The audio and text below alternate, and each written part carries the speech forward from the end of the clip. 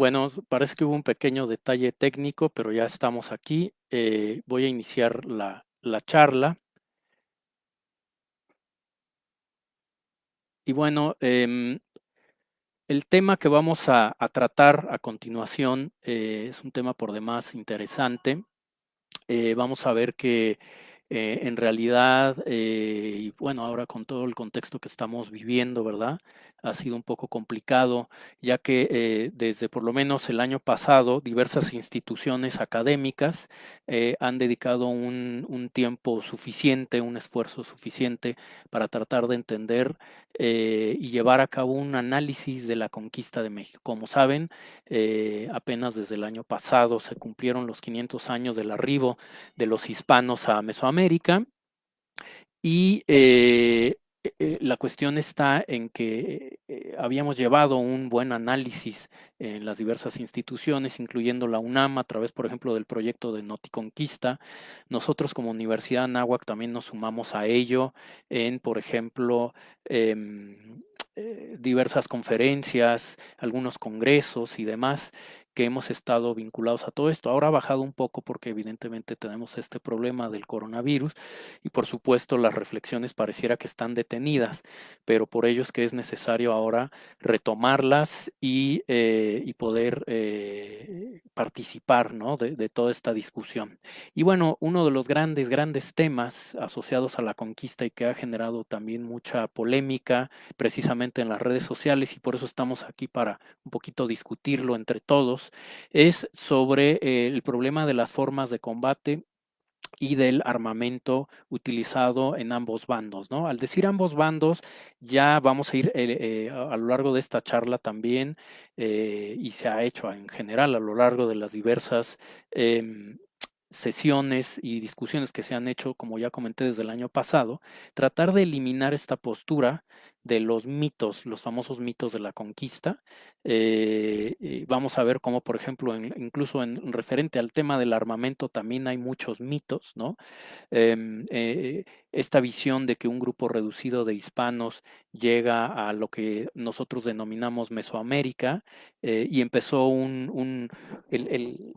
digamos, la destrucción de todo un imperio a través de solamente un puñado de hombres que iban perfectamente pertrechados, lo que nos dice un poco esta visión antigua de lo que era la conquista, que iban totalmente acorazados con armas de fuego y que ese pequeño grupo liderado por Hernán Cortés destruiría todo un imperio. Hoy en día ya eso lo tenemos completamente superado.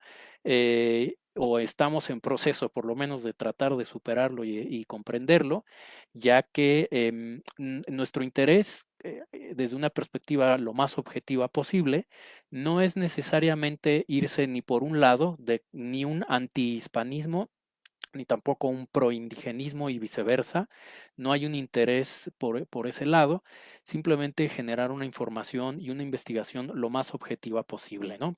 Entonces, he de reiterar que, bueno, hace un momento se cayó un poco la señal, pero bueno, he de reiterar mi agradecimiento a la invitación que me hicieron para dar esta pequeña charla a través de Bertrand Lobdois de la Universidad de Monterrey, así como de 3 museos. Y de la misma manera a la Universidad Anáhuac México, que me ha apoyado pues en todos estos años para poder desarrollar un proyecto muy particular que le denominamos la historia militar de la conquista de México. En realidad este proyecto ha generado una amplísima cantidad de trabajos, artículos y cuestiones que pueden ustedes ver, ¿no? Un poco la participación que hemos tenido con también la otra invitación que me hicieron de la UNAM para Noti Conquista.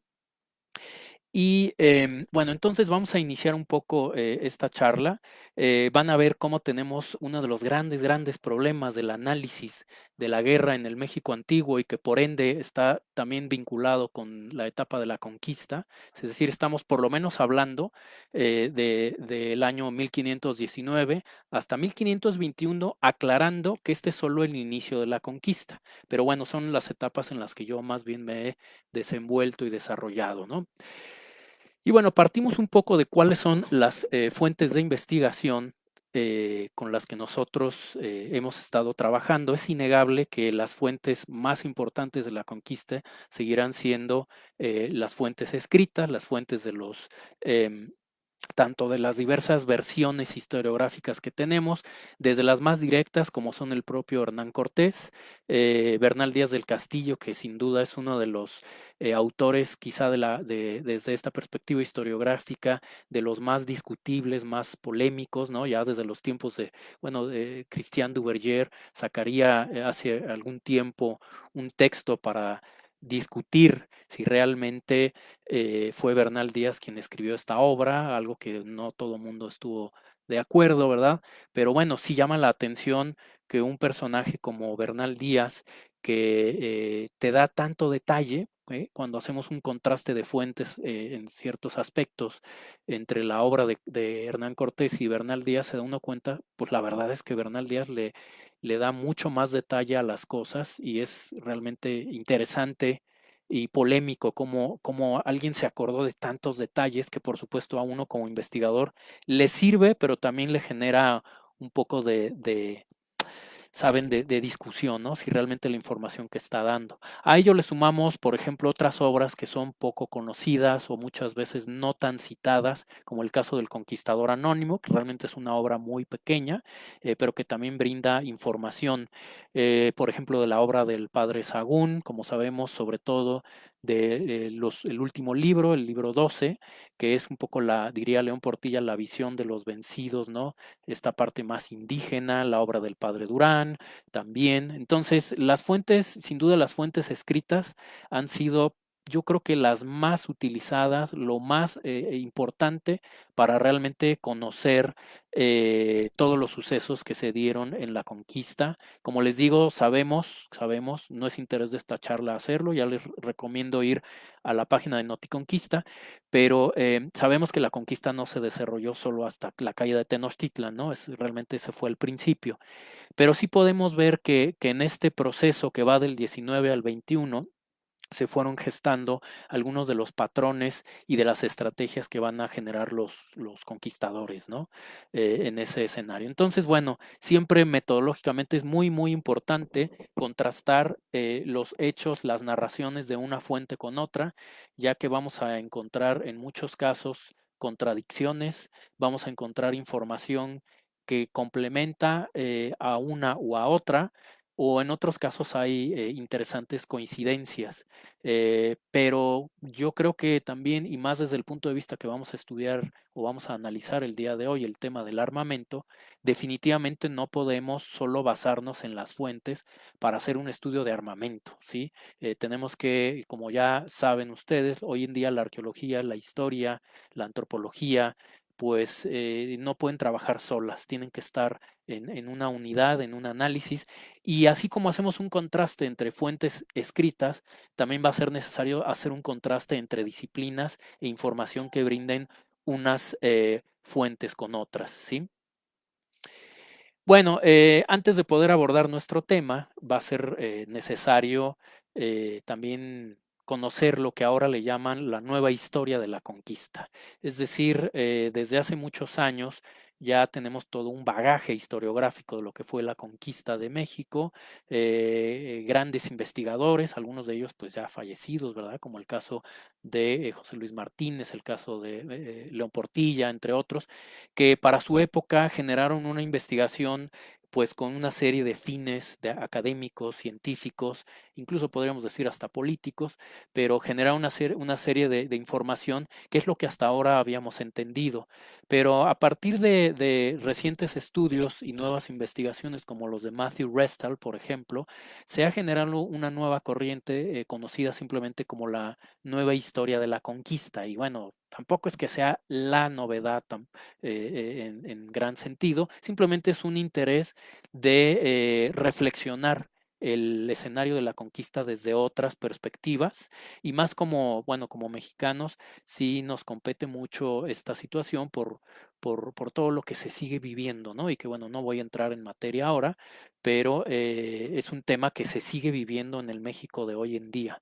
Entonces, sí recomiendo a quien le interese adentrarse en el tema de la conquista de México, pues poder, por ejemplo, consultar las obras de, entre ellos, de las más recientes, y no por ello desechar los autores que ya comenté. Por ejemplo, la obra de Matthew Restell, un libro muy reciente que recomiendo también bastante es el texto de Federico Navarrete, de Quién conquistó México, que nuevamente nos plantea en este trabajo una serie de reflexiones, más allá de dar datos duros o históricos muy concretos, en realidad es un trabajo que analiza desde una serie de reflexiones el problema de la conquista y que, como ya dije, nos compete mucho al escenario mexicano.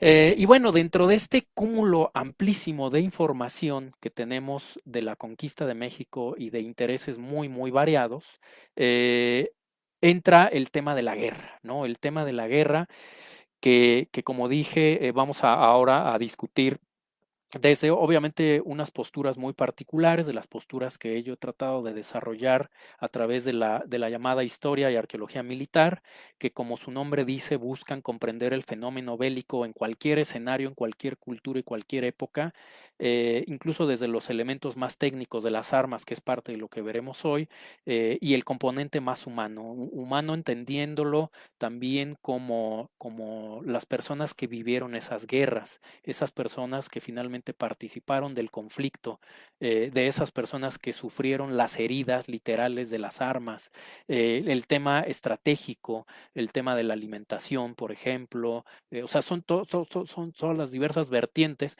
que a la moderna historia militar le interesa, ¿no? Por ejemplo, el número de efectivos, ese es uno de los grandes, grandes temas de discusión y creo no es exclusivo de la conquista, sino en realidad de cualquier escenario de la historia militar, el número de efectivos que, por ejemplo, pudo haber reunido Hernán Cortés, más allá de las tropas, diríamos, hispanas, incluso el uso de los términos. Hay muchos colegas que ni siquiera están de acuerdo en llamarles soldados, por ejemplo, por diversos argumentos que son muy válidos. Yo he preferido simplemente llamarles efectivos porque en la realidad tuvieron una operatividad en el campo de batalla, más allá de que incluso jurídicamente, si lo quieren ver para la época, no eran prácticamente soldados profesionales, ni mucho menos. O sea, no es que se aplique ese concepto, sino que en el escenario del conflicto armado de la conquista, a Cortés esa gente hispana le funcionó muy bien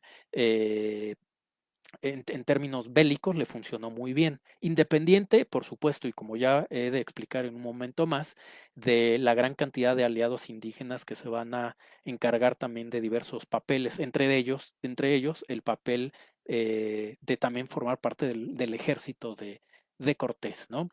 Bueno, entonces estas son las recomendaciones como generales. Les reitero, hay muchísima información, muchos libros sobre la conquista de México, generales, pero si nos preguntamos ahora, y ese es el tema, repito, de nuestra conferencia, ¿qué tanto interés se ha volcado para entender muy particularmente el conflicto bélico eh, es decir, no porque un libro trate de la conquista, como por ejemplo el famoso libro de la visión de los vencidos, signifique que sea de historia militar, ya que no lleva ni las metodologías, ni los fundamentos teóricos, ni los intereses y las miras de análisis que le interesan a la historia y la arqueología militar.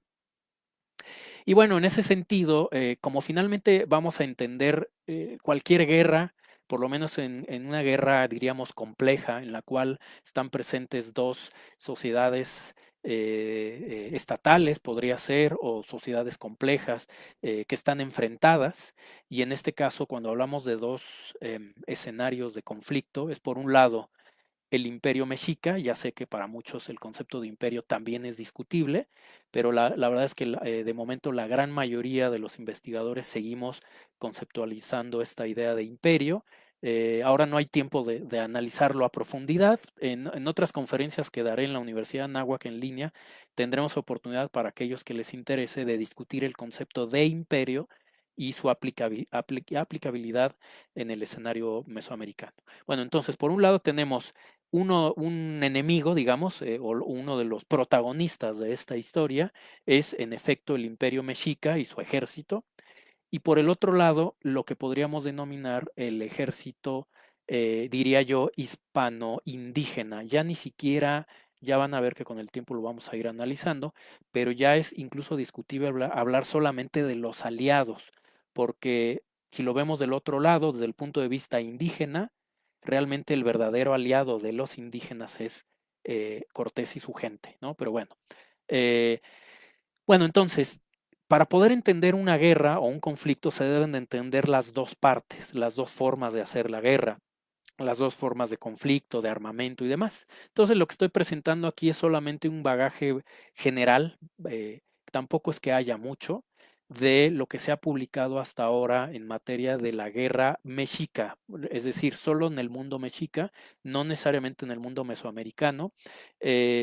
Por supuesto, se le ha dado más peso a la parte mexica, pues un poco por el prestigio que tiene esta sociedad precisamente en el ámbito de la guerra, por haber enfrentado esta situación durante la conquista, era el pueblo hegemónico a finales del posclásico tardío, y por supuesto tenemos muchas más fuentes, como ya expliqué, las fuentes escritas, más la parte arqueológica, la iconografía, hablando también incluso de la arqueología experimental, o sea, tenemos mucha más información para poder hacer una recreación o reconstrucción más bien de lo que hipotéticamente fue la historia o la guerra en el mundo mexica, ¿no? Los mal llamados también aztecas, que bueno, es otro gran concepto que podría darnos para otra charla, ¿no?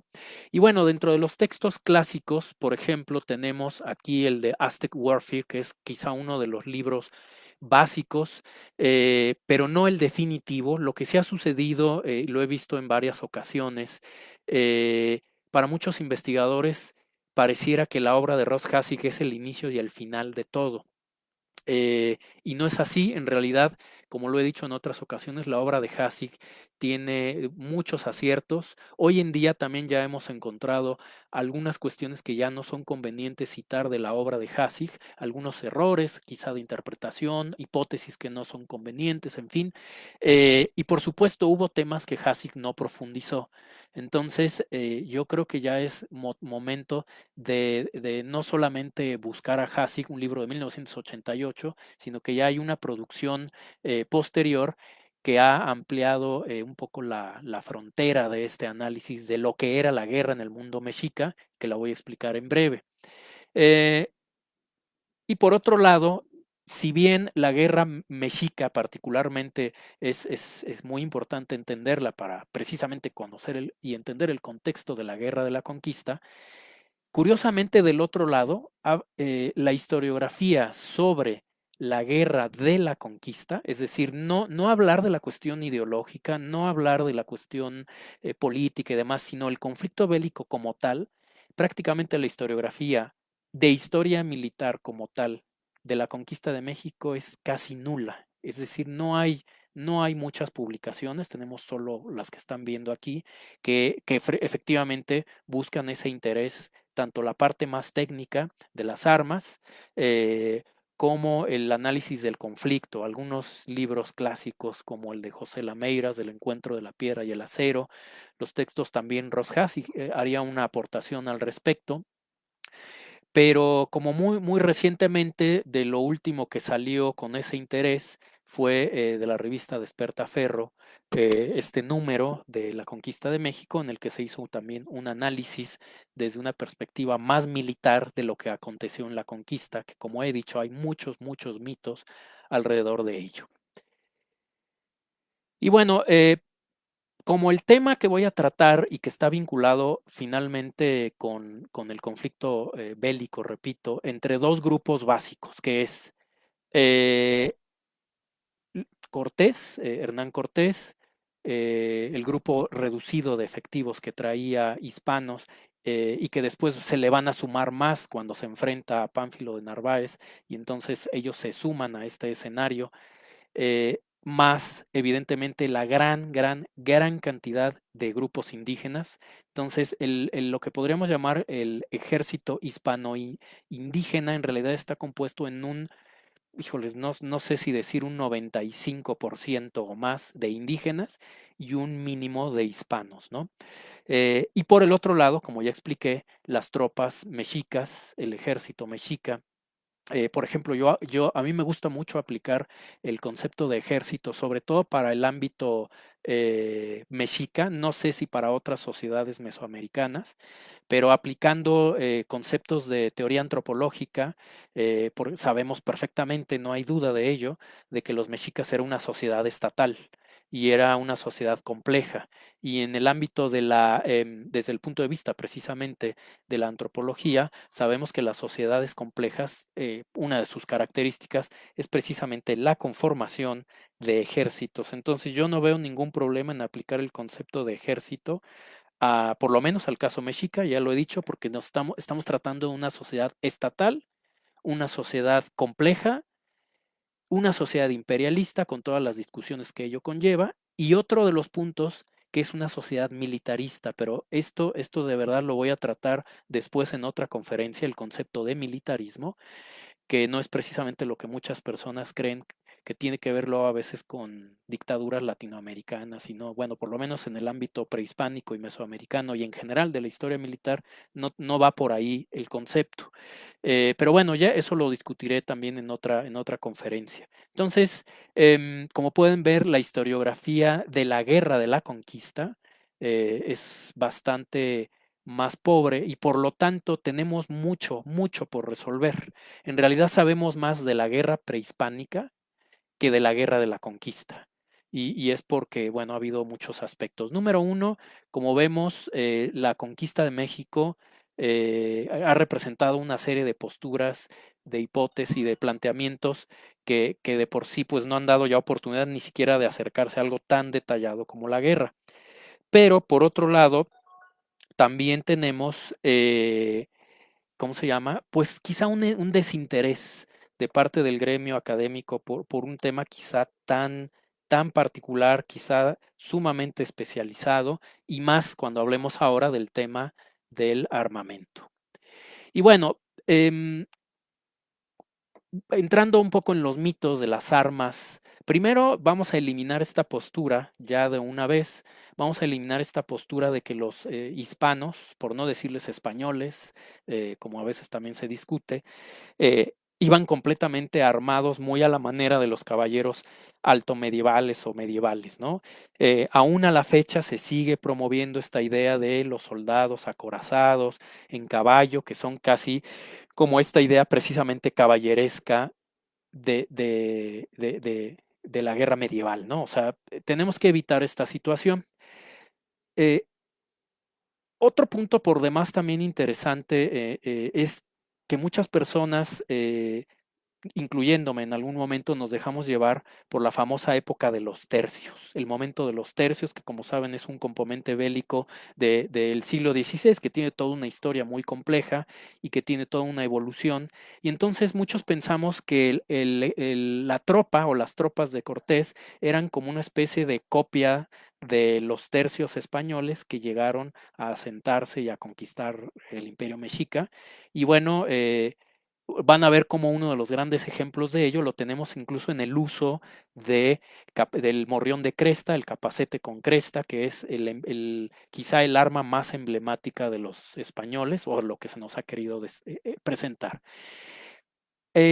Haciendo un análisis más metodológico, nos damos cuenta que para entender cuál era el armamento que utilizaron los hispanos en tiempos de la conquista, no había que irse hacia adelante, sino ese fue el error, sino había que irse hacia atrás. Es decir, entender que la mayoría de estos efectivos, repito, yo lo quiero dejar en efectivos porque son términos militares, em, si le quieren llamar huestes, si le quieren llamar soldados, ¿sí? Pero yo prefiero simplemente dejarlo en efectivos. Los efectivos de Cortés tenían el antecedente de las guerras de Granada, es decir, para poder entender los antecedentes de este tipo de conflicto y de las armas, el equipamiento, incluso en parte las formas de combate, pero ya sobre todo adaptadas al escenario mesoamericano, tenemos que conocer el final de las guerras medievales en el área peninsular, en el área hispana, particularmente de las llamadas guerras de Granada, en donde encontramos varios aspectos que sin duda le va a dar una cierta continuidad para la época de la conquista. Por ejemplo, encontramos en trabajos muy complejos de varios autores, por ejemplo, encontramos que había unidades particulares específicas de espingarderos, ballesteros, artilleros, que nos recuerdan mucho a lo que después Cortés va a promover y presentar precisamente en el escenario de la conquista. Por ejemplo, encontramos también cierto tipo de unidades, las llamadas, la caballería pesada, que es lo que todos se imaginan, que llegaría Cortés con caballerías pesadas, llenos de corazas y todo esto. En realidad, la herencia de la época serán los jinetes ligeros. Se tratará de caballerías ligeras herederas del escenario hispano-morisco con armamento también ya mezclado en ese sentido. Reconocemos también las infanterías que normalmente en las fuentes de medievales, bueno, de este periodo comentado, les llaman peones, ¿sí? El concepto de peón y que después lo vamos a encontrar, por ejemplo, en la obra de Bernal Díaz del Castillo, se encuentra este concepto de peón y también de la obra de Cortés. Entonces, normalmente cuando estos autores hablan de peones, normalmente hacen referencia a las infanterías. Entonces, em, para poder comprender, como ya dije, este aspecto del armamento hispano, tendríamos que conocer el antecedente en las guerras de Granada y en las guerras de la etapa final de la Edad Media peninsular. A ello le sumamos eh, que, bueno, después de mucho tiempo estos efectivos van a cobrar cierta experiencia en conflictos, por ejemplo, incluso en el Caribe, y ya para cuando llegan a Mesoamérica son una suerte de gente que ya está adaptada al escenario mesoamericano. Entonces va a cambiar. O sea, si le quieren llamar soldado, el soldado de la conquista es un heredero de las guerras de Granada que está adaptado al escenario mesoamericano. Y bueno, encontramos dos grandes herencias de ese equipamiento, de ese armamento, de esas formas de combate, que repito, se van a adaptar al escenario mesoamericano y que son particularmente la herencia nazarí, ¿sí? La herencia también islámica y por el otro lado la herencia castellana, que ya para ese momento incluso se había mezclado, ¿sí? Eh, y bueno, va a llegar eso al caso mesoamericano, ¿no? Entonces encontramos herencias y adaptaciones tardomedievales en transición, hibridación y adaptación al mundo mesoamericano. Y con esto, entonces podemos ver que no necesariamente los hispanos eran solamente caballeros medievales.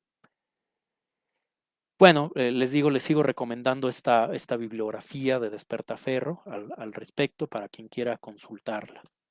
Y bueno, entonces, antes de poder entender el equipamiento hispano, aunque ya di una pequeña introducción, vamos a partir del otro lado, de la parte más prehispánica, de la parte más mexica.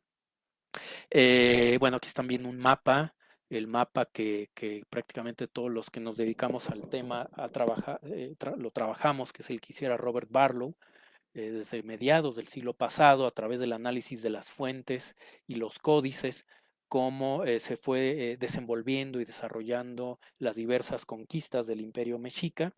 No olvidemos que este contexto de conquista se llevó a cabo, pues por lo menos a partir de 1428, cuando los mexicas generan la llamada Excantlatoloyan, también conocida como Triple Alianza, y que empieza un proceso de expansión siempre nos han dicho que a toda Mesoamérica, cuando en realidad pues fue, como pueden ver, más bien hacia el Pacífico y el Atlántico, casi no se llega al sur, ¿no?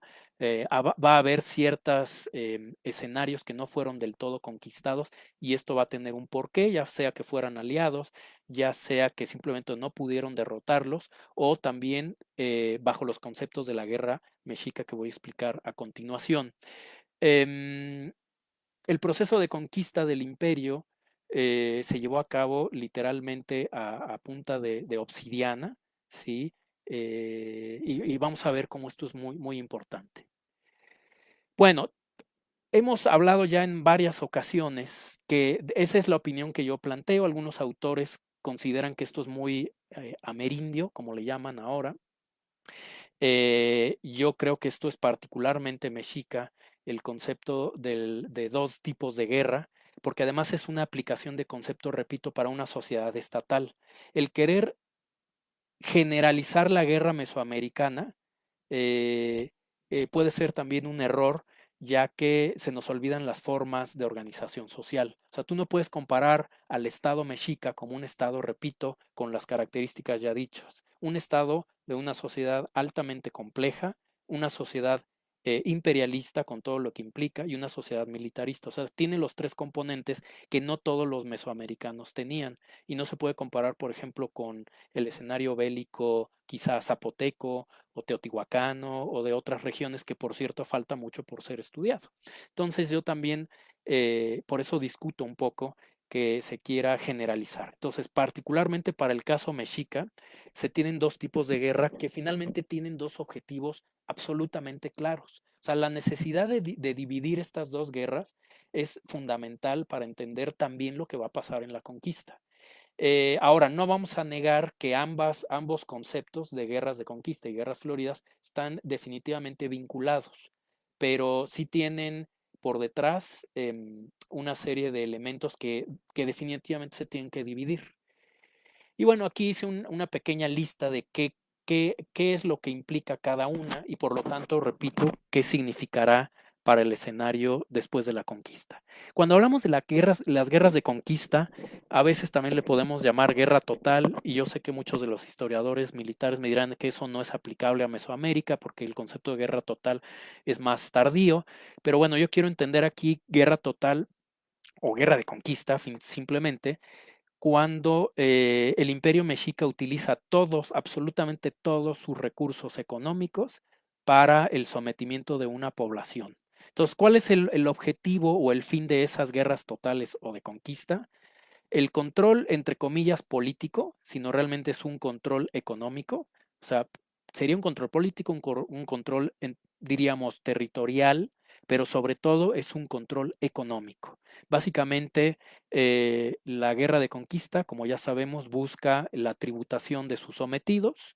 eh, y bueno, simplemente si alguno de estos pueblos se rehúsa a presentar el tributo, pues va a ser arrasada. O sea, ya ahí no va a interesar la captura de prisioneros como único o exclusivo fin, sino por el contrario, el objetivo es arrasar a las poblaciones. Y bueno, entonces vemos que, dado el contexto, como ya expliqué, de eh, no presentar el tributo. Entonces, ¿cuáles son los dos aspectos que vemos?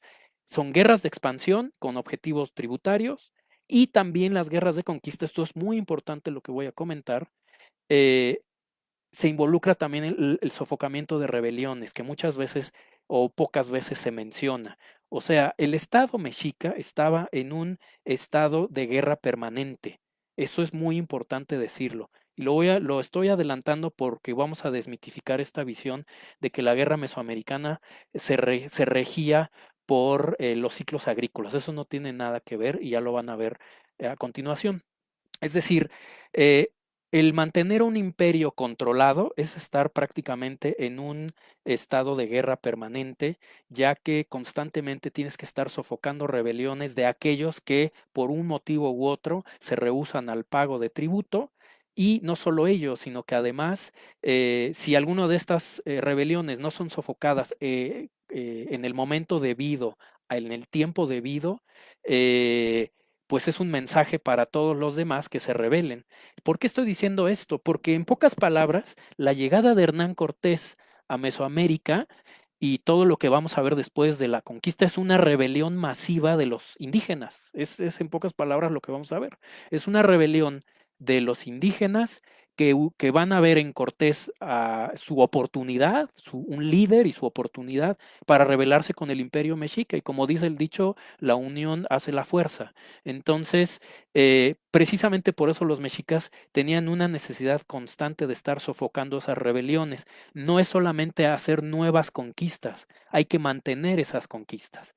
Por lo tanto, el Imperio Mexica estaba en constante alerta para estas rebeliones que se daban todo el tiempo.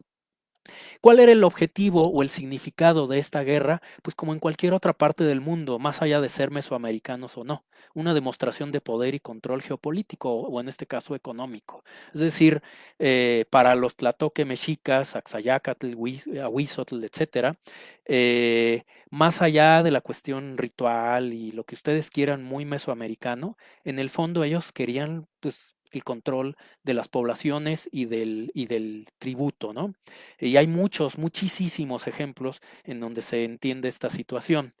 Ahora, ¿cuál es la forma de llevar a cabo esta guerra? Pues con toda la fuerza económica disponible y militar, punto. Es decir, y ahí es donde aplico el concepto de guerra total.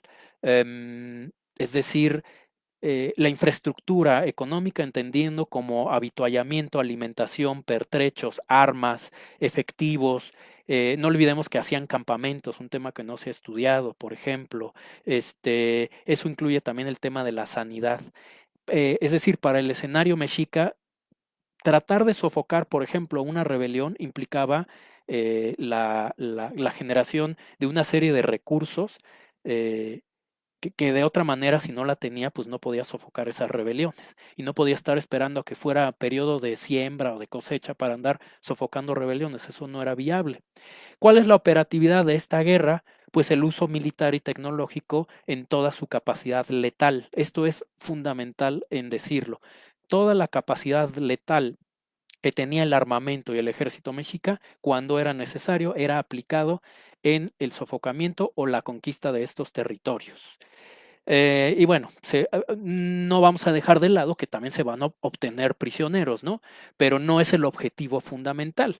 Es lógico que en cualquier guerra, también como en cualquier parte del mundo, pues va a haber prisioneros y no por eso significa que sea una guerra ritual o etcétera. Bueno, ¿qué pasa del otro lado? El otro tipo de guerra. Eh, los fines particulares eran capturar prisioneros, buscaban la movilidad jerárquica en el ejército mexica. El significado a la fecha sigue siendo discutible, no hay un patrón de entendimiento, hay muchas posturas de qué significaba la Guerra Florida, eso de pactar entre Tenochtitlan con 6 poblaciones de la región poblano-tlaxcalteca para solamente irse a capturar mutuamente, porque siempre pensamos que llegan los mexicas, capturan tlaxcaltecas y se regresan, o al revés, ¿no? Pero no, era mutuo, no va a haber muertos necesariamente. Por lo tanto, estaríamos hablando de un uso limitado de la fuerza del Estado mexica versus lo que vimos, lo que estamos viendo en las guerras de conquista, que es todo lo contrario, es el uso completo de la capacidad letal. En términos de la operatividad, por supuesto, no me va a dar tiempo de explicar aquí y es tema de otros análisis. Al limitar su capacidad de lesión contra el enemigo, requerirá necesariamente de, por ejemplo, y estas son hipótesis y análisis que hemos estado manejando, por ejemplo, en mi libro Guerreros Azteca proponía la posibilidad de evitar el uso de armas precisamente por la letalidad que tenían para capturar al prisionero y llevárselo vivo. Todo esto que estamos viendo lo vamos a acabar, se va a acabar reflejando también en los escenarios bélicos de la conquista. Es decir, cuando los mexicas iban a, por ejemplo, yo que sé, a un escenario de conflicto, de rebelión, la tropa sabía a qué iba. O sea, no es de, oye, es guerra florida, los capturo, los mato o qué hago. No, la campaña era muy dirigida a un objetivo. Entonces los mexicas sabían, si al día siguiente tenían una campaña de sofocamiento de rebelión, no había duda que el objetivo era el uso militar y de toda la capacidad letal del armamento. Pero cuando a lo mejor a los 2 días o en el momento que fuera conveniente llevaban a cabo el conflicto florido, sabían que el objetivo era otro y por lo tanto su operatividad y demás era distinta. Entonces, por eso les digo que tenemos que separar perfectamente. A veces se podría llegar a mezclar, pero los mexicas, cada que iban a la guerra, sabían a qué iban, a una cosa o a la otra.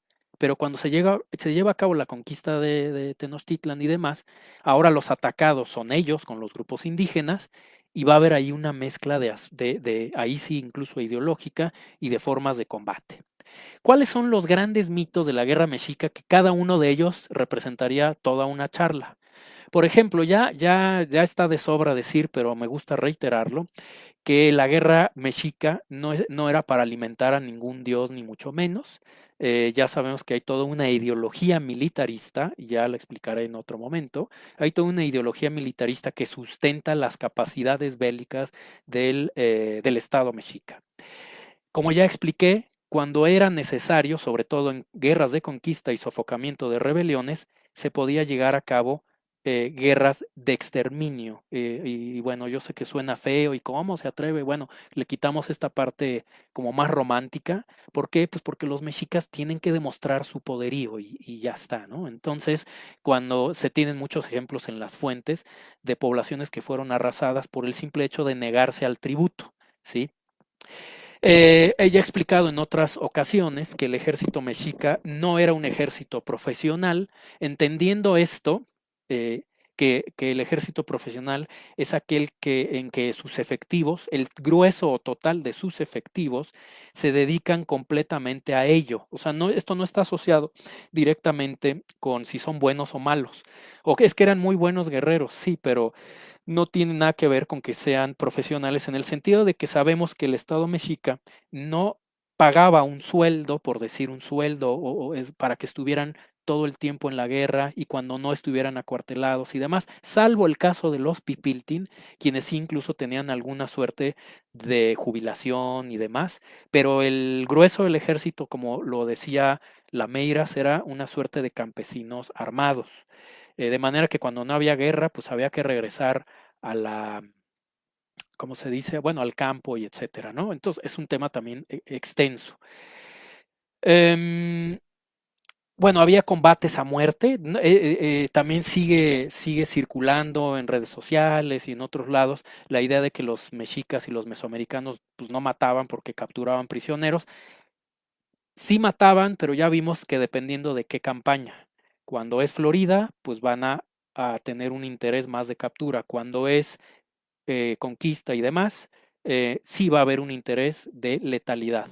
Y voy a enfocarme un poquito en el número 5 rápidamente para no irnos tanto en el tiempo. El número 5 es muy importante. Está circulando también en redes sociales y se ha tomado por cierto la idea de que la guerra mesoamericana se regía por los ciclos agrícolas y que sobre todo en tiempos de cosecha los mexicas o los mesoamericanos no hacían la guerra. Esto es evidentemente falso en términos, y lo voy a sustentar de la siguiente forma. Lo que pasa es que este concepto veo que los colegas no se dieron a la tarea de investigar y rastrear de dónde viene. Es decir, como que lo tomamos por cierto, lo replicamos y pues se oye como muy mesoamericano y muy bonito y que el maíz y como que concuerda mucho con la ideología. Pero cuando entendemos una vez más que el aparato estatal mexica no podía andar perdiendo el tiempo en si es cosechas o siembras y demás, y bueno, ¿de dónde viene esto? Yo estuve investigando porque me llamaba mucho la atención, bueno, si habría alguna fuente histórica que lo dijera, es decir, alguna información más de las fuentes primarias que nos pudiera decir ello, y bueno, podría uno decir, bueno, viene de esta fuente, pero en realidad fue una hipótesis como tal, y como buena hipótesis, pues bueno, al final, una hipótesis que generó Ross Hassig en el libro ya expuesto hace un momento, en 1988, en el que proponía esta hipótesis, repito, es solo una hipótesis.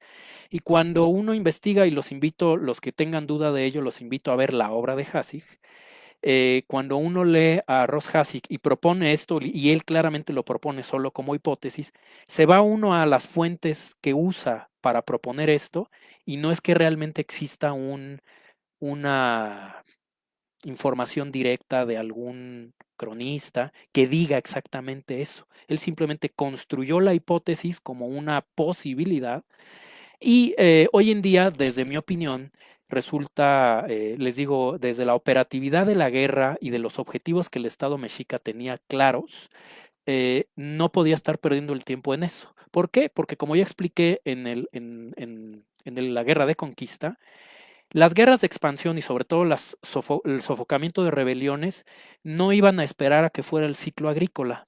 Simplemente se daba cuando tenía que darse. Las rebeliones se daban en el momento inesperado. Es decir, no iban a decirle a los mexicas, oye, me voy a esperar a la siembra para ver si me rebelo. Y entonces los mexicas no podían decir, ay, mira, ya se rebeló la población tal, pero pues no les podemos hacer la guerra porque estamos en cosecha o no, o sea, no, eso es imposible. Los mexicas simplemente actuaban en el momento que tenían que actuar. ¿Sí? ¿Por qué? Porque como ya expliqué, desde mi opinión, los mexicas vivían en un estado permanente de guerra, como buen estado militarista, y además, si relajaban, es como ahora con lo del coronavirus, ¿verdad? De que si relajamos los escenarios, pues pueden pasar muchas cosas. Pues lo mismo los mexicas, si relajaban ese estado de alerta, empezaba cualquier tipo de rebelión y el día de mañana, pues lo que pasó con Cortés hubiera sido probablemente antes, ¿sí? Si se te revela uno y no controlas esta situación, se te pueden revelar los demás y el imperio mexica se acabó. Y eso no tiene nada que ver con ser mesoamericano o no. Eso le pasa a cualquier imperio en el mundo y le pasó a cualquier imperio en el mundo. Parte del control de tus sometidos es mantener un nivel de alerta, un nivel de comunicación, ¿sí? Entonces, por eso quería reiterar que esta visión que se planteaba como disque muy mesoamericana, desde mi opinión, es falsa. Ahora, si alguien por ahí encuentra una fuente directa fuera de Ross Hassig que pueda determinar esto, pues bueno, se podría considerar. Y bueno, aquí tienen algunos ejemplos rápidos tomados de las fuentes históricas, de cómo los mexicas cuando era un tema de guerra, de conquista y de aniquilación de las poblaciones que se rehusaban a esto, pues era tremendo, ¿no? Por ejemplo, aquí dice Fray Diego Durán, y tanta prisa les dieron que empezaron a dejar el campo metiéndose en la ciudad, se refiere a una población que se negó a dar tributo y pues ya verán cómo les fue. Dice que huyendo la gente de la ciudad del fuego caían en manos de los mexicanos, los cuales los maniataban y prendían, matando los que no podían prender de viejos, viejas y niños. Otro caso, empezaron a desamparar el campo, los mexicanos feroces y encarnizados empezaron a seguir el alcance, metiendo cuchillo a todos cuantos alcanzaban y topaban, viejos, viejas, niños, mozos, sin perdonar a hombre ninguno. Como pueden ver, este texto hace referencia a una guerra de conquista, evidentemente, y por el tipo de letalidad que están manejando, también hace referencia al sofocamiento de una rebelión. O sea, un Estado imperialista tiene que mandar un constante mensaje de quién es el que manda.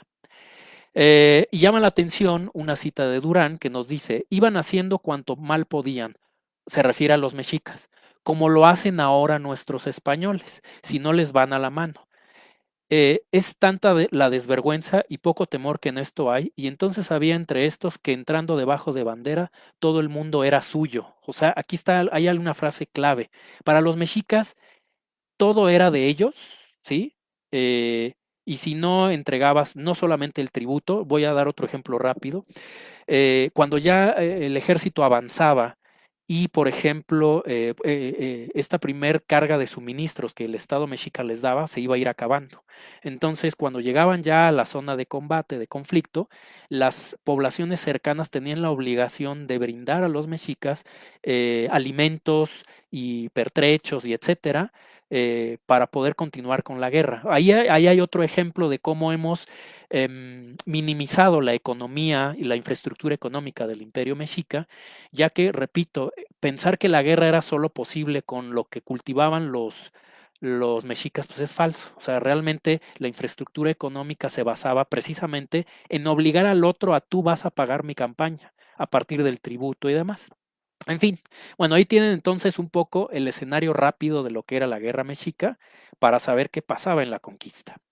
¿Cuáles son los problemas metodológicos ahora desde la perspectiva del armamento español para entender todo ello? Es decir, llama la atención que en cuanto al armamento indígena, el Macuahuitl, el Atlatl, todo esto, tenemos más avance de información también gracias a que hay un avance en la tipología de armas, hay un avance en la interpretación de su funcionalidad en el campo de batalla, hay avance también en materia de arqueología experimental y demás. Entonces, cuando hacemos un contraste entre qué sabemos de las armas prehispánicas versus las armas hispanas, las hispanas se quedan muy atrás y esto es muy interesante porque pensaríamos que del lado español las armas que tienen, que como ya expliqué, no, pues tienen todo un antecedente medieval, pues ya todo se sabe, ¿no? El problema está, como ya les dije, en que el mito del soldado acorazado y que permeó durante tantas décadas y años en el que se estudió la conquista, pero que todos dieron por sentado que el que llegaba era un soldado acorazado y se acabó. Entonces, pues ya no había ni necesidad de estudiar las armas, ni siquiera de preguntarse si esas eran, cómo las usaban, nada de eso había un interés. Entonces, uno de los grandes problemas, y en el que incluso uno también ha caído, les digo también por problemas metodológicos, es el tema de la iconografía, ¿no? En términos de es muy fácil decir, ¿no? Pues claro que iban acorazados, ahí se ve en los códices, pero no, es que como ahora sabrán, si algunos colegas expertos en códices me están escuchando, sabrán que hoy en día el estudio iconográfico y el análisis de los códices hay una serie de escuelas que ahora han avanzado mucho y la verdad es que nos engañan. Les voy a poner algunos ejemplos, por decir nos engañan, ¿no? En realidad, si no toma uno bien el análisis del códice, pues vas a encontrar cosas que no son. Bueno, por otro lado, las fuentes escritas que también mencionan cosas como esta, ¿no? La relación, como en el caso de Sagún, y la relación de armas muy fuertes que usaban, ofensivas, defensivas, como son coseletes, cotas, celadas, espadas, ballestas, etcétera. Es necesario para quien le interese adentrarse en el tema del armamento español, conocer estos conceptos y estos términos. No es nada más traigo una espada y ya, o nada más traigo, yo qué sé, que por ejemplo, que son los coseletes, que es una cota. Todo esto es fundamental tomarlo en consideración. Lamentablemente, de los muy pocos estudios que se han hecho sobre el armamento hispano y que, como ya dije, el gran problema ha sido que no hemos entendido son equipamientos que están en un proceso de cambio, de transición, que vienen de una etapa muy anterior a lo que pensábamos. Ha sido difícil entender cómo fue esa adaptación del armamento. Para empezar, era un armamento que, hasta donde sabemos por las fuentes cortesianas, fue Cortés desde el Caribe quien pagó este armamento. A lo mejor algunos de estas personas ya traían parte de las armas o del equipamiento que llevaban, pero en realidad parte de esto también fue pagado por Cortés. Entonces, en pocas palabras, es con lo que consiguieron y con lo que traían, es con lo que llegaron a Mesoamérica. Y lo que no consiguieron y no traían, se tuvieron que adaptar a lo que había aquí. Es decir, ya expliqué que no había tantas armaduras, tantas cotas de malla, o sea, no. Y aquellos que no podían conseguirla, pues ponte de lo que hay aquí. Creo yo también es falso esa idea de que se quitaban las armaduras para ponerse el Ixcahuipil, ¿saben? La cota de algodón, que supuestamente porque era mejor. No tiene que ver un tema de mejor o peor, sino no dudaría acuérdense como el dicho famoso que dice de cuando uno va de viaje que a donde vas, ¿cómo va? A donde vas haz lo que vieres. Pues algo así. Si tú eres una persona que tiene no mucha capacidad económica, porque eran casi como empresarios, ¿no? Que se van a costear la propia empresa, y pues conseguiste una espada y con eso te vas, pues en el momento en que llegas a Mesoamérica y te dicen, oye, pues estos individuos se van a defender con cotas de algodón, pues sabes que dame una, o sea, yo me voy a defender con eso, ¿no? Es decir, te vas a adaptar al escenario y no solo en armas, en cualquier cosa. La comida se les va a acabar y van a comer lo que había aquí en Mesoamérica. Se les van a romper los zapatos, bueno, pues se van a poner los zapatos que habían aquí. Entonces es una adaptación en realidad no solo de armas, sino de todo. Y bueno, en ese sentido, sí es muy importante que ya dejemos, por lo tanto, de transmitir esta idea, incluso en exposiciones, del soldado acorazado español, ¿no? El problema una vez más radica en que no tenemos en México estudios de armamento arqueológico, es decir, más allá del análisis que nos brindan los códices, más allá del análisis que podemos hacer de las fuentes, la metodología de estudio del armamento, en realidad no solo de la conquista, sino de otros escenarios históricos, pero vamos a partir del que estamos estudiando. Tenemos que partir de los artefactos reales, es decir, de los artefactos arqueológicos, históricos, de las colecciones de los museos, eh, saber todo lo que implica su forma, su función, sus componentes, su tipología. Esto es muy importante, la tipología, para que en función de que tengamos este conocimiento muy amplio, ya podamos voltear a las fuentes, en este caso códices, y saber a qué es lo que realmente estamos viendo o estamos encontrando con cosas irreales. Y bueno, para ello tuve yo la necesidad de pues tener que capacitarme, nos hemos estado capacitando hasta donde se ha podido. Una vez más, agradezco a la Universidad de Anáhuac que me ha permitido precisamente a partir de la infraestructura que nos brinda como investigadores, poderme mover, ¿no? En diversos escenarios. Y bueno, en este caso tuve oportunidad de ir con el doctor Álvaro Soler del Campo de la Armería de Madrid, pues para más o menos irme instruyendo en la materia, pero que por supuesto no es suficiente. Es decir, encontramos muchas colecciones en otras partes del mundo, por ejemplo, el Metropolitan de Nueva York, encontramos ahí a través del liderazgo de Donald LaRocca, quien también tiene una extraordinaria colección de armas europeas, incluyendo versiones hispanas. A ello le sumamos también el Museo del Ejército con autores como Germán Dueñas. Entonces, es necesario que los investigadores se acerquen a las colecciones. Insisto, no es suficiente con solo leer fuentes o ver códices. Primero hay que acercarse a las colecciones, entender todo este bagaje de materiales, acercarse a los catálogos especiales o especializados, perdón, de armamento del momento, sobre todo, como ya dije, de la etapa peninsular, y luego voltear con todo ese bagaje a lo que tenemos en las fuentes más mesoamericanas y empezar a hacer todo un análisis que, créanme, cuesta trabajo. A lo largo de estos años he tratado de generar algunas investigaciones lo más detallado posible. En realidad, como saben, por cierto, en estas fechas, hoy hace ¿qué sería? Hace 20 años, ¿sí? Hoy, hace 20 años, estaba a punto de salir de la escuela de antropología, o sea que estamos como también en celebración, ¿no? Soy de la última generación del siglo, háganme favor, de arqueología de la escuela de antropología, del año 95-2000, y en junio, finales de junio, que es cuando acaba lo que diría Gatell de la sana distancia. Bueno, hace 20 años yo estaba acabando la carrera, ¿verdad? Entonces, bueno, en ese entonces, como saben, estaba haciendo yo la tesis del armamento mexica, y en un muy pequeño capítulo metí solo, es decir, el objetivo no era un estudio profundo, pero por eso se llaman consideraciones finales sobre el armamento español. Aventé ahí algunas ideas, pero es hasta ahora sí que casi 20 años después, que he tratado de afinar ya la investigación con este proceso metodológico. Y bueno, hace poco publiqué un trabajo sobre las armas de asta, por ejemplo, las armas enastadas, que tienen también su discusión. Las vemos, por ejemplo, ¿qué es un arma enastada? Bueno, vamos a empezar un poquito con ello.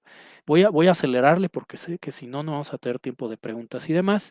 Bueno, por ejemplo, un arma de asta o enastada es considerada la que tiene estas características. Precisamente lo que más la protagoniza o caracteriza es el astil, ¿sí? Esto que estamos viendo aquí, sumado a la moarra, que es donde vamos a encontrar la diversidad de versiones de armas de asta y por lo tanto sus funciones, el cubo, que es donde se va a insertar la moarra directamente en el asta, y finalmente el regatón, que tiene también diversas funciones. Sabemos por fuentes escritas, sabemos por los códices otra vez, que dos de las armas que supuestamente utilizaron los españoles en la conquista, la más importante o por lo menos la que más traían, eran las lanzas, ¿no? La lanza, y en varias ocasiones se menciona el uso de la famosa alabarda, ¿no? Habrá quien discuta la existencia de esto en la conquista, pero como ya les he dicho, tenemos que acercarnos a las colecciones. Por ejemplo, la foto que ven aquí arriba es del Museo del Ejército de Toledo y pueden observar que incluso dentro de las alabardas tenemos también subversiones, ¿no? Por ejemplo, aquí tienen un caso de la complejidad que implica el estudio de la tipología de armas. Aquí tienen solo la variedad. Sabemos que, por ejemplo, las armas de asta pues tienen, por supuesto, su origen prácticamente desde la Edad Media, incluso antes. Bueno, las armas de asta realmente tienen su origen desde la antigüedad, pero digamos que el escenario que nos interesa más cercano y que empieza un proceso de evolución y de diversificación tipológica la tenemos por lo menos desde la Edad Media y en adelante.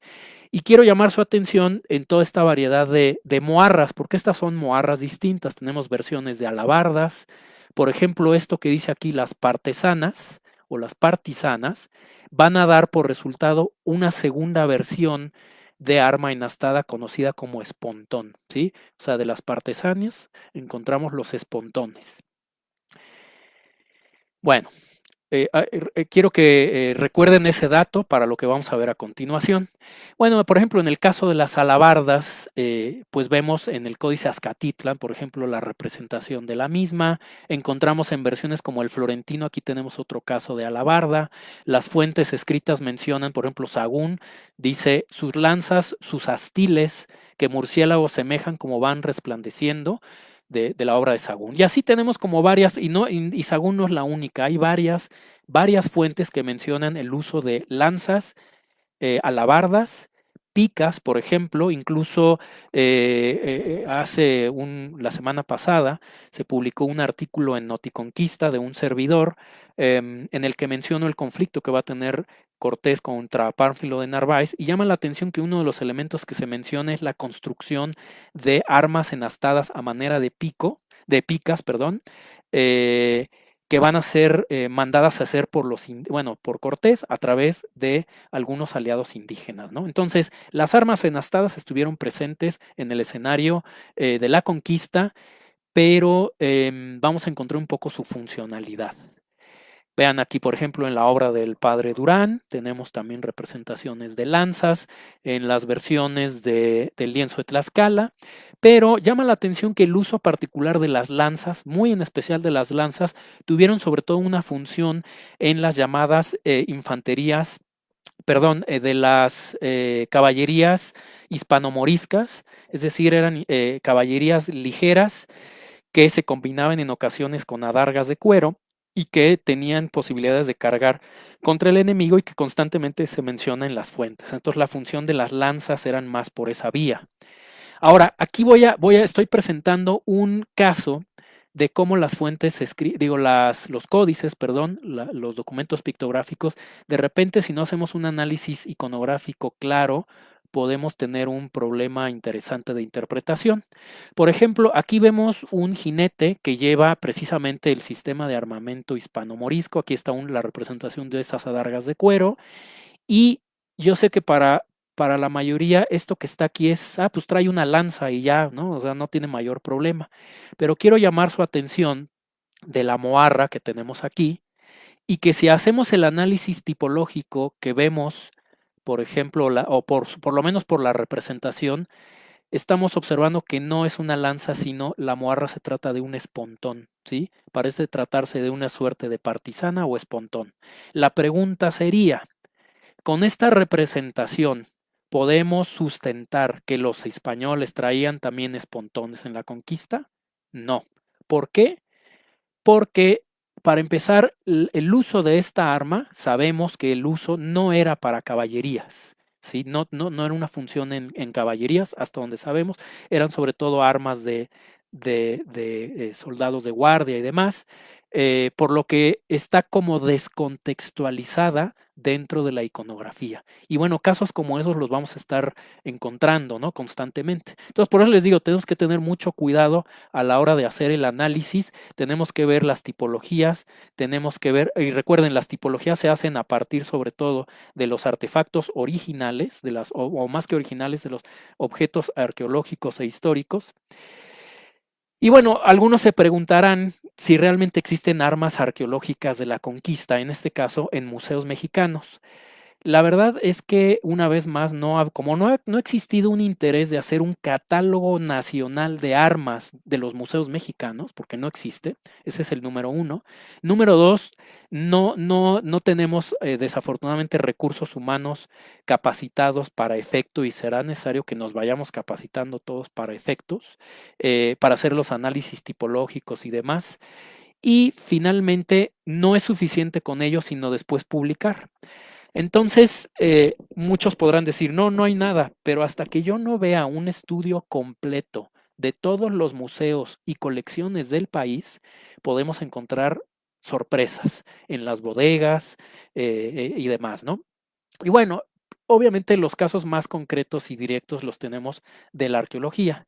Claro, cuando tenemos vestigios arqueológicos procedentes de excavaciones controladas, como el caso de Sultepec Tlaxcala, donde por ejemplo se encontraron estas dos hojas de espadas rectas. Como pueden ver, no es necesariamente la espada esta muy delgada que todos ubicamos para el estoque y demás. Eh, bueno, esto es lo más cercano que autentifica un arma arqueológica exactamente de época de la conquista. Y casos como estos, lamentablemente, tenemos muy pocos, se ha publicado poco, se exponen poco y sobre todo se estudian poco. Valdría la pena que por ejemplo, a estos artefactos ya originales, ya pasaran al nivel de análisis de un arma que ya no es nada más la fuente o el códice, la tipología, sino lo que ahora se maneja con estudios metalográficos, comparado con los estudios que se puedan hacer en otras partes del mundo para conocer los componentes del artefacto, del arma, y que también implica una especialización que aquí en México hará falta desarrollar. Entonces, armas arqueológicas de la conquista, la verdad es que tenemos casi nada y a lo mejor desperdigado en algún museo por ahí, pero repito, hasta no hacer un análisis y estudio exhaustivo de estas colecciones, la verdad es que no tenemos posibilidad de simplemente decir no hay y ya. Otros casos interesantes, por ejemplo, esta adarga no es de un museo mexicano, lo he extraído de un museo de Estados Unidos. Estas adargas de cuero, tenemos creo un ejemplar en el castillo de Chapultepec y vemos un poco la relación entre el objeto arqueológico original y su representación en el códice. Y bueno, ya casi para ir cerrando, espero no irme de mucho tiempo también para las preguntas y la participación del público. Creo que de todas las armas o artefactos bélicos de la conquista, que es el más emblemático, pero lamentablemente también es el que goza de uno de los mayores mitos, es este casco, que tradicionalmente conocemos simplemente como el morrión de cresta. Este es el que nos han vendido y la verdad es que no solo nos lo vendieron, todos nos lo creímos en algún momento. Se sigue publicando en exposiciones y demás la presencia de este tipo de casco como el característico del conquistador, cuando como estamos viendo con las tipologías de los investigadores que se han desarrollado recientemente a este tipo de morrión, bueno, del tipo 1 así llamado, vean las fechas que están planteando, 1555, 1565, a lo mejor en etapas muy posteriores de la conquista, probablemente las llevaran muy tardías, pero por lo menos en la etapa que nos concierne, que es del posclásico tardío, en fin, de 1519, realmente lo que llevaron eran cosas como esta, que es el capacete ibérico más sencillo, ya que como han planteado algunos autores, el concepto de la cresta es un elemento tipológico que representa, es decir, cuando ustedes encuentran un capacete, que realmente los capacetes, es decir, este tipo de bacín de metal que viene desde la etapa medieval muy temprana, que tuvo un gran éxito y uso constante, sobre todo también en la península ibérica, pero conforme fue evolucionando, por ejemplo, esta zona que le llamamos la calva, que es de donde después va a surgir la cresta, conforme veamos salir la cresta, significa que el capacete tipológicamente es más tardío. Así que cuando encontramos capacetes con una cresta enorme, quiere decir que son sumamente tardíos y por lo tanto no correspondientes a. Este que están viendo es precisamente del Museo de la Real Armería de Madrid. Aclaremos un punto también, no todas las armas de los museos son para la guerra, muchas de esas armas también eran componentes de otros tipos de contextos, ¿sí? Entonces también hay que tener cuidado en qué tipo de colecciones, a qué colecciones nos acercamos. Vean, por ejemplo, aquí está la evolución del capacete, las diversas versiones de capacete, y como pueden ver, ya del siglo XVI más tardío encontramos esto, que es el que hemos pensado. Pero recuerden que no traían cascos del siglo XVI, traían cascos de finales del siglo XV. Entonces encontramos capacetes más sencillos, ibéricos, y, y probablemente algunas versiones como esta otra que están viendo aquí, que es una subversión del capacete antes mencionado, que le llamamos tipológicamente de tallo de pera por la forma que tiene.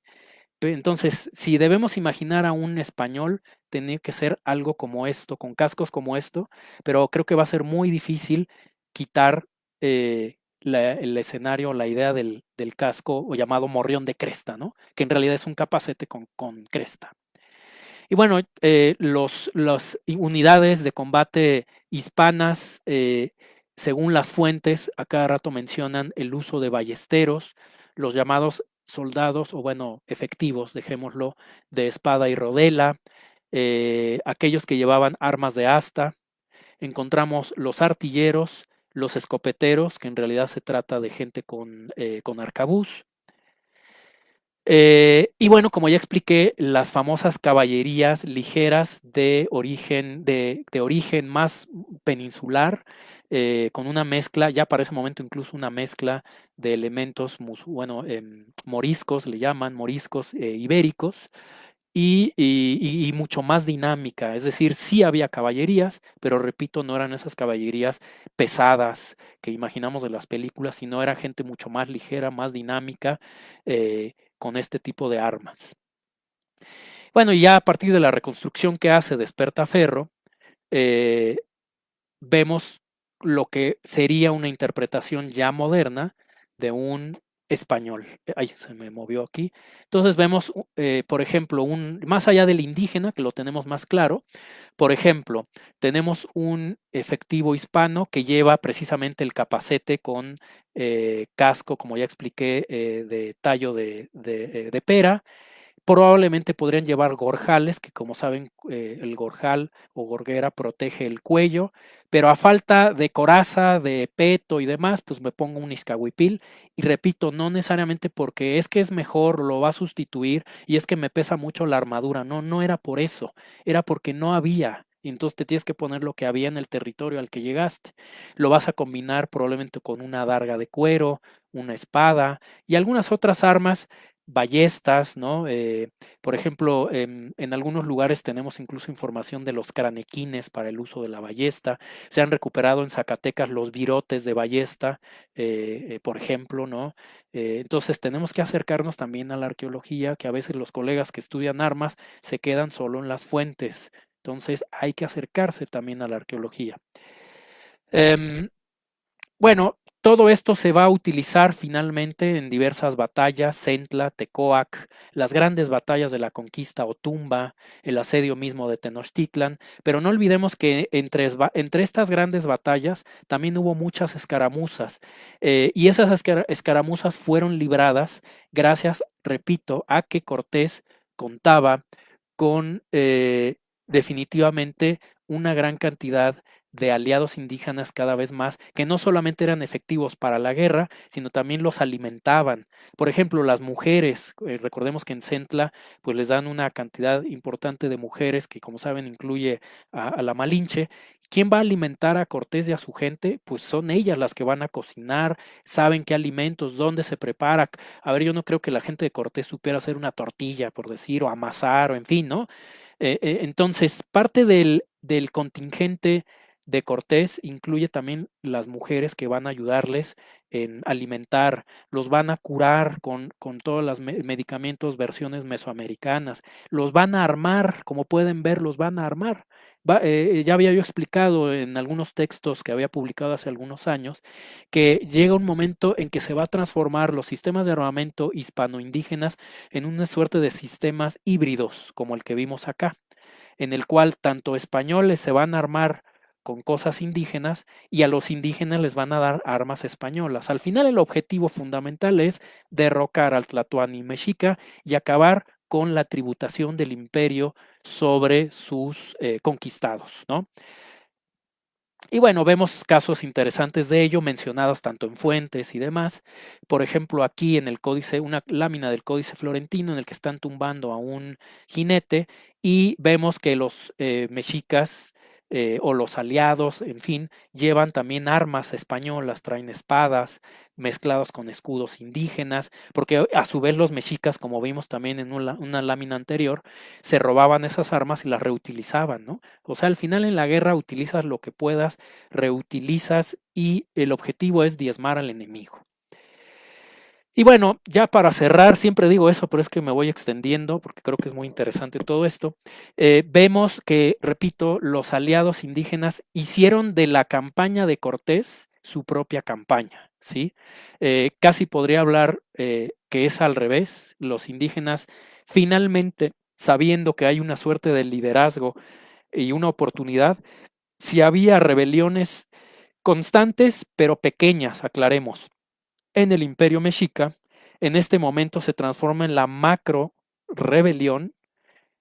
Cortés sabiendo esto, y eso es constante, cada que Cortés pasaba por una población, él lo menciona y algunas fuentes dicen que, dice, sabiendo que yo iba contra Moctezuma, me daban gente, me daban alimentos, o sea, me daban lo necesario porque era ahora sí que una unidad en la cual también tenemos que quitar esa posición de que los indígenas fueron usados, que el indígena era solamente el pelagato casi casi de Cortés para conquistar Tenochtitlan. No, los indígenas hicieron propia su campaña, eran ellos los conquistadores, era su oportunidad de acabar con Tenochtitlan y con todas las vejaciones que acabo de explicar. O sea, no es nada más capturas a mis prisioneros, no, eres el tributo, matanzas, destrucción de poblaciones enteras.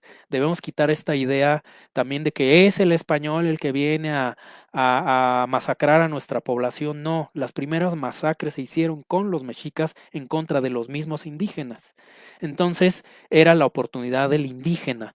Entonces, bueno, en breve, espero, ahora con toda esta situación seguro se va a alargar, espero que no, pero he presentado un artículo sobre las capacidades bélicas de los aliados en estos contextos de conflicto para la revista de Historia Militar en España, que bueno, les mando también un saludo a todos allá y esperemos que todo esto permita avanzar la publicación sobre, repito, el papel militar, particularmente militar, de los aliados indígenas en el proceso de conquista, no solamente en Tenochtitlan.